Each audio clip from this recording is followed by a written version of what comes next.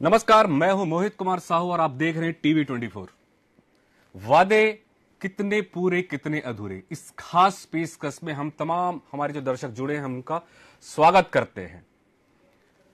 सबसे महत्वपूर्ण आज यह है कि इस समय मतदान होने हैं 17 नवंबर को। दूसरे चरण के, पहले चरण के मतदान 7 नवंबर को होने हैं और इस 7 नवंबर के जो मतदान हो रहे 20 विधानसभा सीटों का हम पिछले 3 दिनों से लगातार विश्लेषण कर रहे हैं। आखिर इन क्षेत्रों में जो वहां के प्रतिनिधि हैं, जो वहां के विधायक है, वहां की सरकार है, उन्होंने किस तरह से काम किया है, क्या विकास हुए हैं और विकास क्या चाहिए और कितने अधूरे हैं, कितने पूरे हैं।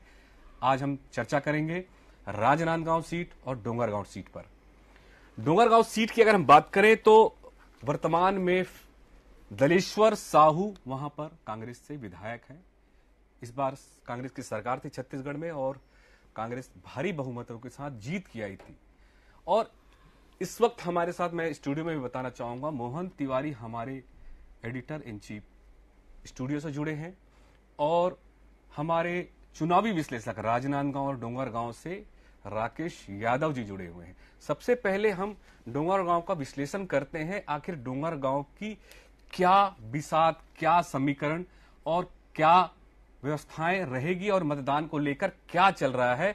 मोहन जी, मैं आपसे समझना चाहूंगा, आपका बहुत बहुत स्वागत है। सबसे पहले ये कि हमारे चैनल के माध्यम से मैं आपसे ये भी समझना चाहूंगा कि आखिर डोंगरगांव की जो व्यवस्थाएं हैं, परिस्थितियां हैं, किस तरह से देखते हैं। और चूंकि वर्तमान में फिर से दलेश्वर साहू को टिकट दिया और भाजपा से भरतलाल को, तो क्या समीकरण बैठने वाला है इस बार? जी जी देखिए, ये जो सीट है वो इस लिहाज से काफी महत्वपूर्ण है कि यही वो सीट है जहां पर सबसे पहले डॉक्टर रमन सिंह ने चुनाव लड़ा था।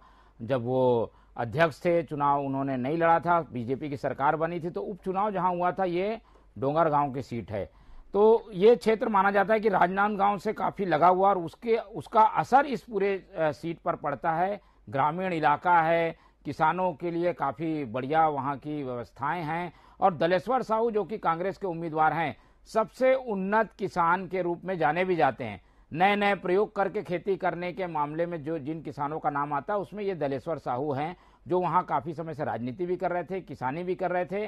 अब वहां पर कांग्रेस के बड़े नेता के रूप में स्थापित हो चुके हैं और इसीलिए कांग्रेस ने उन्हें एक बार फिर से मौका दिया है। इस पूरे क्षेत्र के मुद्दों की अगर हम बात करें तो क्योंकि किसान के बहुलता वाला क्षेत्र है, इसलिए किसान से जुड़े हुए जो मुद्दे हैं, खासतौर पर किसानों को समर्थन मूल्य देना, उनको मंडी में स्थान मिलना, उनके परिवहन का व्यवस्था करना, ये सब मुद्दे काफी हावी दिखाई दे रहे हैं।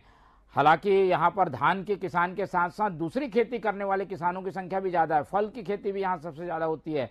यहाँ पर जो टमाटर और जो पपीता होता है वो बाहर भी जाता है। तो इस पूरे क्षेत्र में फूड प्रोसेसिंग की कमी एक बड़ा मुद्दा बनकर सामने आया है। हालांकि दलेश्वर साहू अपने स्तर पर खुद का एक फूड प्रोसेसिंग यूनिट लगाने की बात कहते रहे, पर सरकारी स्तर पर यहाँ काम नहीं हो पाया, तो ये एक अहम मुद्दा रहेगा। और उनके सामने भरतलाल वर्मा है, जो कि लोधी वर्मा जरूर है, पर ये यशोदा वर्मा जैसे वहां है खैरागढ़ में, वैसे ही वर्मा ये लोधी वर्मा है। तो लोधी को टिकट दिया है। ये पिछड़ा वर्ग जो भाजपा का मोर्चा है उसके अध्यक्ष भी हैं, तो पार्टी ने ये सोच के दिया है कि पिछड़ा वर्ग के खिलाफ पिछड़ा वर्ग वोट काट करेगा। यहाँ लोधी बहुलता भी है, कुछ कुर्मी क्षेत्र भी है यहाँ, तो वर्मा होने के कारण उनको फायदा मिलेगा। तो इन सब बातों को देखकर साहू के खिलाफ वर्मा को उतारा गया है। कड़ा मुकाबला हमें देखने को मिलेगा, लेकिन मुद्दे वही ग्रामीण और किसानों से संबंधित यहाँ पर काम करते दिखेंगे।